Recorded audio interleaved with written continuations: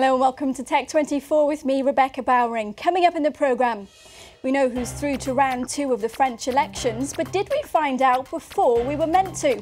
France's attempt to impose a blackout on results sparked hashtag ingenuity on Twitter. We look at how the web rewrites the electoral rulebook. And destroy your maker, that's the tagline of Radical Entertainment's hard-hitting new fantasy game. We catch up with a real-life Prototype 2 hero and see if it's the slasher sequel that fans have been waiting for.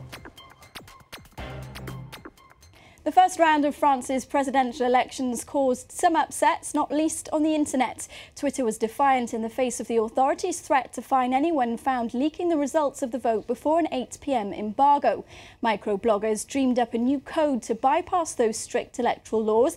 Eric Olander was following developments for us. Eric, Hungarian wine, Dutch cheese, Rolexes and flans. What was this double language all about? That was all the coded language that internet users, particularly on Twitter, use to get around these very archaic rules that the French government has to put effectively a moratorium on discussing and predicting the outcome of the elections before the official 8 o'clock deadline on Sunday. So what ended up happening? People took to Twitter, no surprise there. But what French Twitter users did, which was very creative, is they used a hashtag called Radio Londres. Now, it's Radio London spelled in French. Now, this is a little bit of a cryptic for anybody who doesn't speak French. But it goes back to the Second World War, It goes back right? to Charles de Gaulle when he was in the Second World War. He was sending coded messages from London, thus the Radio Londres. And for those of us who are not native French speakers, it was very difficult to understand. But they were able to get through the predicted results and at the same time try to avoid the CSA, which is the government's rules on predicting the outcome of the election before the 8 o'clock deadline. Knowing you as I do, I imagine you give these rules short shrift because they were written before the internet was even born.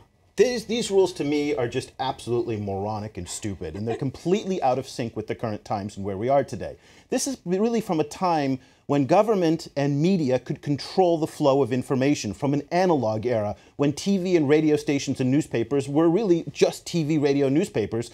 There wasn't social media, there certainly wasn't the internet, and these are out of sync with the times. Let's take a look really quickly here at one of the sites that did break the ban, but of course they were not French. This is Radio TV Belgium, and on their Twitter feed during the elections, they were actually putting out live information about the results that were coming in, the exit polls, that very type of information that people were not supposed to put in France. French authorities are considering action against them, but at the same time, these laws do not apply to non-French organizations and people outside of France. So that's really one of the big challenges here. In a world where French media is not exclusively in France, how do you control this? 10 people? Certainly not enough. And 3 million French Twitter accounts. Obviously, the spread of information was pretty quick. Now, it did seem that Twitter users were enjoying being able to commentate on the election through this means, didn't it? There were lots of humorous tweets that we saw popping up. But if I look at the serious side of this, just to play devil's advocate for a moment, I mean, there were threats that if the results were too close,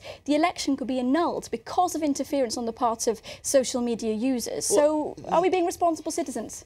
Yes and no. On the one hand, people were very concerned about this threat that the elections would be annulled, and in part that was because we just didn't know what was going to happen in this round of elections and the role that social media is playing. This was really the first presidential campaign where social media has played a role at all. Now, we've seen social media very active in U.S. elections, not in French. You know, bear in mind, Nicolas Sarkozy just opened his Twitter account this year for this campaign, so it's also very new, and that was really the big question hanging over this election. Again, a lot of lessons were learned to this election. The things will change definitively before the next one in 2016. No, 17. There we go, 2017, 5 years from now. We will see that rulebook rewritten. Thanks very much for that, Eric. I'll be joined by our video games reviewer in Test 24. Stay tuned for that next.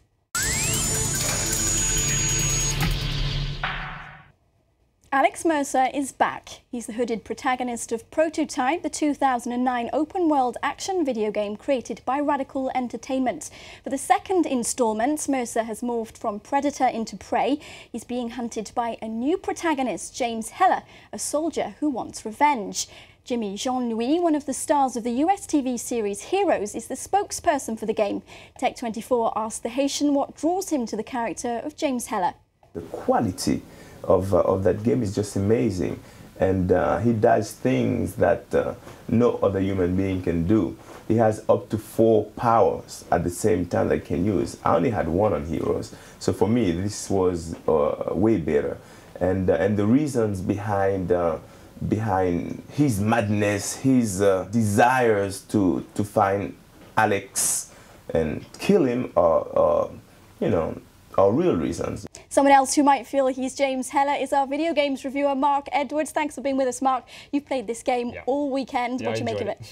It's great. It's it's a good game. It's certainly a step up from the last one. You know, we take the action 14 months after the virus has hit Manhattan, and you are incorporating Sergeant James Heller. And what they've done is they've created a very cinematographic feel to it. So you kind of incorporate this sergeant, and the first 10 minutes you barely play the game. What you do is you're effectively watching a great Hollywood movie, and suddenly you really do feel like, oh, I want to pursue Alex Mercer, who was the original protagonist, as you said. And yeah, it's bigger, it's better. I think what they've really done is, because he's not a famous character per se, he's a brand new character, they've able to give him every single superpower that you could ever want. So we've got Wolverine's claws, for instance. We've got Spider-Man. He's got this new ability to be able to sort of throw these webs of organic tissue out.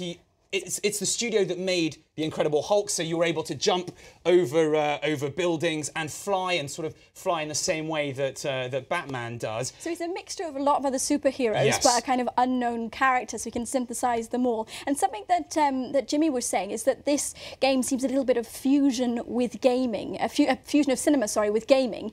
And I'm just interested to know if you saw that in the graphics. Absolutely. It's an open world game. You discover 3 different zones, quarantine zones. There's the green, the yellow and the red. The red is where all hell has broken loose, very Resident Evil, mutants just going all over the place. And then the other zones, there's a quarantine zone, and there's different types of play. Stealth is a lot more involved in here. You've got this new Predator-style kind of sonar where you're able to hunt people down.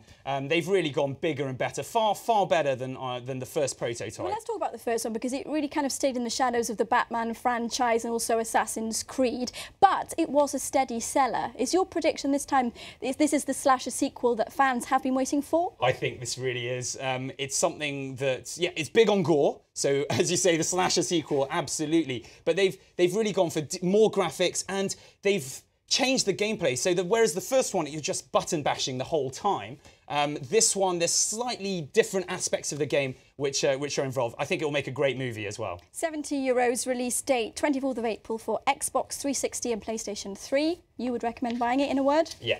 Thanks very much for that, Mark Edwards. And that's just about it from the Tech24 team for now. Catch up with us, of course, on the social network. Go to the URL coming up in the corner of your screen. And please remember as well to follow our Twitter feed.